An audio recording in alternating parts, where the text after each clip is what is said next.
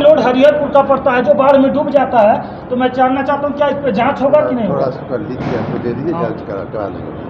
इस पर जांच होगा नहीं सर? बिल्कुल हो जाएगा, लेकिन आप थोड़ा लिख के दीजिए। जो भी आपका प्रश्न है, विषय है, थोड़ा और डिटेल में डिस्कस करिए। बिल्कुल आपकी बात मानते हुए जांच कराइए।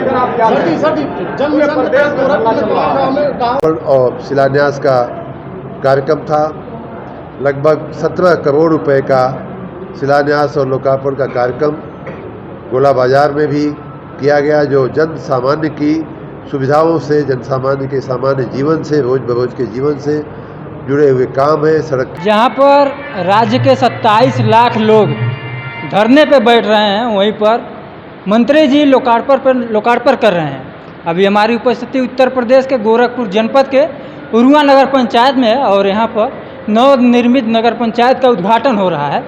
यहाँ पर तमाम लोग आए हुए हैं। अभी तो हम सभागार नगर पंचायत उरुआ में जो हाल है उसके अंदर है। एक बार हाल का नज़ारा दिखा दीजिए। देखिए, इस हाल में अभी मंत्री जी बाहर जो है कि आने वाले हैं, पूरा जनता वहाँ पर इकट्ठा हो गई है। लेकिन सवाल कई प्रकार के रहेगा, क्योंकि कुछ पब्लिक, कुछ लोग 27 लाख लोग धरने पर बैठे हैं और आज यहाँ पर लोकार्पण हो रहा है। बाकी आप लोगों से मिलवाने का प्रयास करेंगे और जो भी सवाल बन रहा है वो भी सवाल मंत्री जी से पूछा जाएगा। बाकी इस वीडियो को ज़्यादा से ज़्यादा शेयर करें और आइए बातचीत करते हैं और दिखाने का प्रयास करते हैं। का शिलान्यास और लोकार्पण किया गया, साथ ही वहाँ जनसभा करके जन सामान्य को उन योजनाओं की जानकारी भी दी गई। माँ सरजू के पावन सानिध्य में हजारों की संख्या के बीच सारे कामों का लोकार्पण और शिलान्यास हुआ। मैं वहाँ के लोगों को बहुत बहुत बधाई और शुभकामना देता हूँ। उसके बाद उसका बाजार में भी, गोला बाजार में भी उसी प्रकार का लोकार्पण और शिलान्यास का कार्यक्रम था। लगभग 17 करोड़ रुपए का शिलान्यास और लोकार्पण का कार्यक्रम गोला बाजार में भी किया गया, जो जन सामान्य की सुविधाओं से, जन सामान्य के सामान्य जीवन से, रोज बरोज के जीवन से जुड़े हुए काम है। सड़क की मरम्मत, सड़क नहीं बनाना, नाली नहीं बनाना, इस तरह के तमाम जो नगरीय प्रशासन से जुड़े हुए काम होते हैं, उनको गोला बाजार में भी उनको अंजाम दिया गया। उसी के साथ आज अभी वर्तमान में आप जहां बैठे हैं, उसमें उरुआ बाजार हमारी जो एक नवसृजित नगर पंचायत है, आप देख रहे हैं कि अभी मात्र 2 साल, 2.5 साल हुआ है इस नगर पंचायत को बने हुए, लेकिन नगर विकास विभाग के प्रयासों से, यहाँ के माननीय विधायक जी के प्रयासों से, यहाँ के जो चुने हुए जनप्रतिनिधि हैं, अध्यक्ष जी, उनके प्रतिनिधि, इन सब के प्रयासों से आप देख सकते हैं कि बहुत ही कम समय में 2 साल के अंदर नगर का एक स्वरूप, नगर का एक पहचान, उसकी ऑफिस बन जाना। जिस हाल में हम बैठे हुए हैं, वो बड़े बड़े पुराने कार्यालयों में भी इतना बड़ा मीटिंग का हाल आपको देखने को नहीं मिलेगा। ऐसा एक भव्य और दिव्य हाल बना करके, नगर पंचायत का भवन बना करके यहाँ लोकार्पित आज किया गया। उसके लिए मैं नगर जनों को बहुत बहुत बधाई देता हूँ।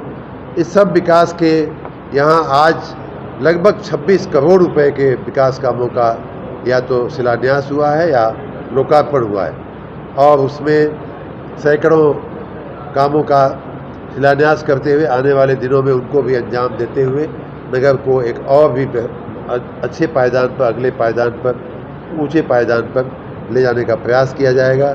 मैं चिल्लू पार्क विधानसभा के संपूर्ण जनता को, पूरी विधानसभा में जहाँ जहाँ भी मैं गया, हर 2 किलोमीटर पर लोगों ने खड़े रह करके, तपती धूप में खड़े रह करके, घंटों घंटों खड़े रह करके हमारा स्वागत और सम्मान किया। उसके लिए भी मैं इस पूरे क्षेत्र के जनता का खूब खूब आभारी हूँ, बहुत बहुत धन्यवाद करता हूँ। विशेष रूप से मैं के नेतृत्व में इस पिछड़े हुए क्षेत्र का जो विकास हो रहा है, वो शायद 50 साल पहले हुआ होता तो आज हम कहीं के कहीं होते, लेकिन पिछली सरकारों ने, भारतीय जनता पार्टी की पहले की सरकारों ने इस पर ध्यान नहीं दिया। इसलिए हम लोग अब पिछड़े क्षेत्र की व्याख्या में आने लगे, चाहे मऊ जिला हो, चाहे गोरखपुर जिला हो। उसके लिए मैं उनको नमन करता हूँ, उनको बधाई देता हूँ, धन्यवाद देता हूँ, और इस क्षेत्र की जनता को भी बधाई देता हूँ इतने सारे विकास कार्यों के लिए।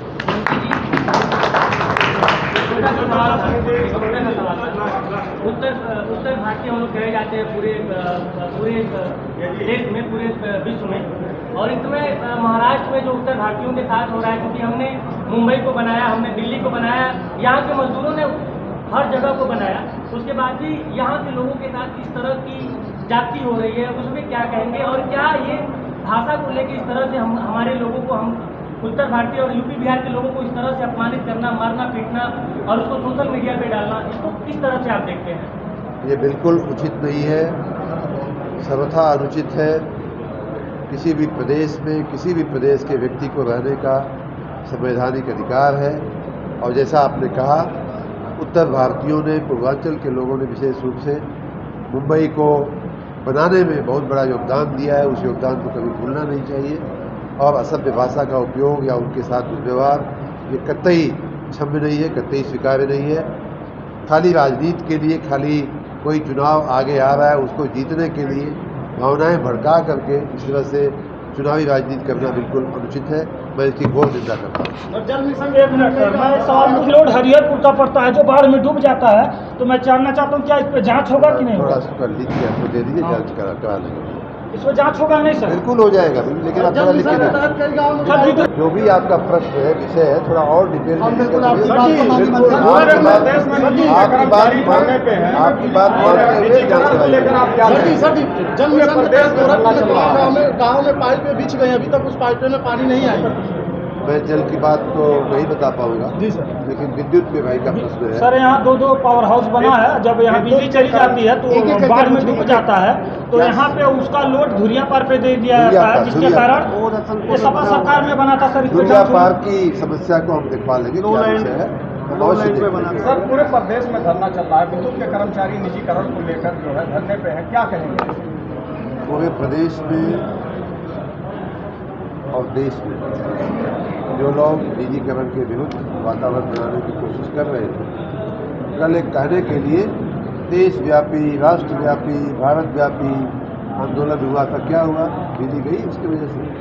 नहीं गई। आप खुद कह रहे नहीं गई, तो इस आंदोलन का कोई असर नहीं है। हम जो भी कर रहे हैं वो जनता के व्यापक हित में कर रहे हैं, राज्य के व्यापक हित में कर रहे हैं। सभी वर्गों को, सभी क्षेत्रों को समान रूप से अच्छी गुणवत्ता वाली बिजली मिले, सस्ती बिजली मिले, इसके लिए यह भी एक प्रयोग करने का हम लोगों का विचार है।